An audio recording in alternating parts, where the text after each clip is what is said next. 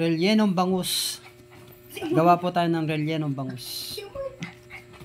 Ito po yung aking nabili sa palengking mga bangus. Doon ko na po siya pinatanggal yung laman. Ito po yung ating mga ingredients. Ground pepper, bell pepper, carrots.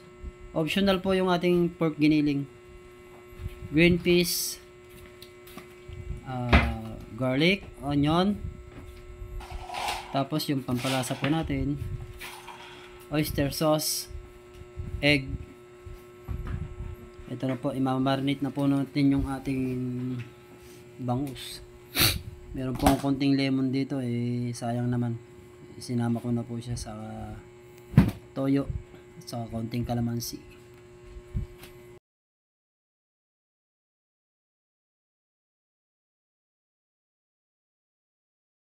Ayan.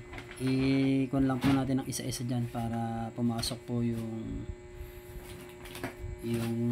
lasa dun sa loob mismo ng bangus. Nabili ko nga po pala 6 na piraso.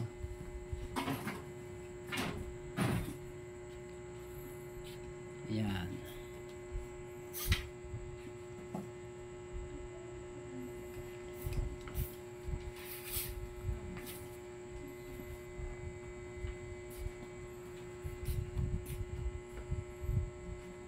After po nyan, yung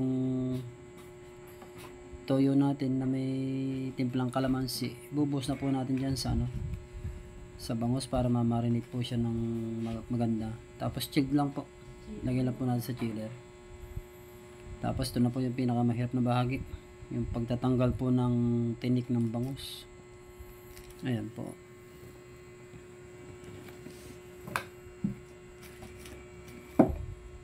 Kailangan po kasi talagang wala siyang tinik para hindi siya walang hassle kinain. Ayan po. Talaga pong kanyan. Ang technique po pala dyan para hindi masyadong, para mas madali siyang makita yung tinik. Ano lang siya, parang half cook lang yung pagkakalaga niya. Ayan, para mas madali siyang makita pag biniyak na ganun yung laman. Madali po siyang makita. Pinakamahirap na bahagi yung pagtatanggal po ng tinik. Talagang tsatsagain mo po yan. Yung 6 na piraso na yun, tumagal din nata ako ng kon dito 30 minutes. Sautein na po natin yung ating yung garlic una. Tapos sundan na po natin ng onion,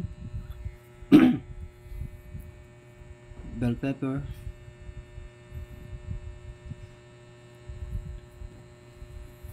huli pa yung bell pepper, ala pa pala. Yan, bell pepper. Mekos-mekos lang po. Tapos yung ating carrots.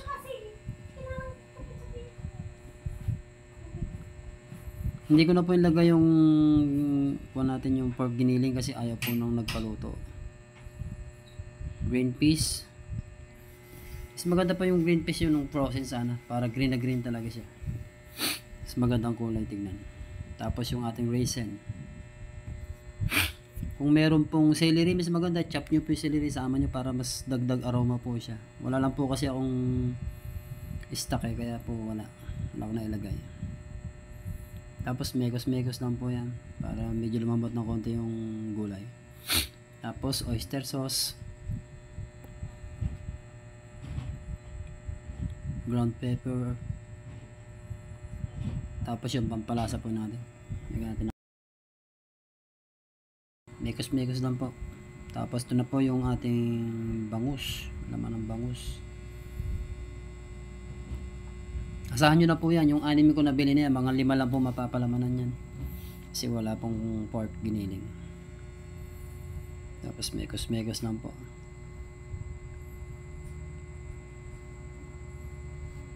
Ayan. Pwede na po yan. Lagay nyo na po sa set aside nyo po sa mixing bowl. Tapos lagay po yung fresh egg. Yung 6 na yan, lagay ko po dyan na 5 fresh egg.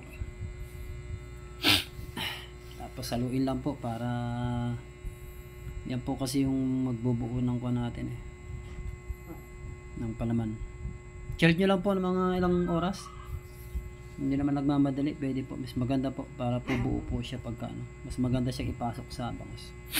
Ito na po. Sa pagpapasok po ng palaman yan, kanya-kanya discarte po para mas madali kayo. Yung iba niyan sa stainless na parang scooper siya ng kuan.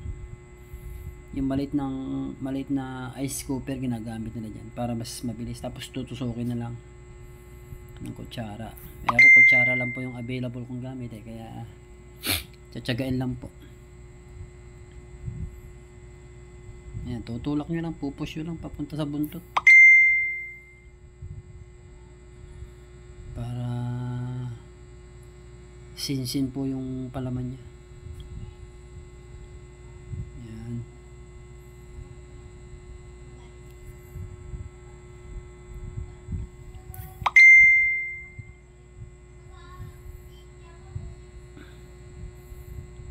Yung iba nakikita ko po niyan, tinatahi pa po nila yan yung ulo.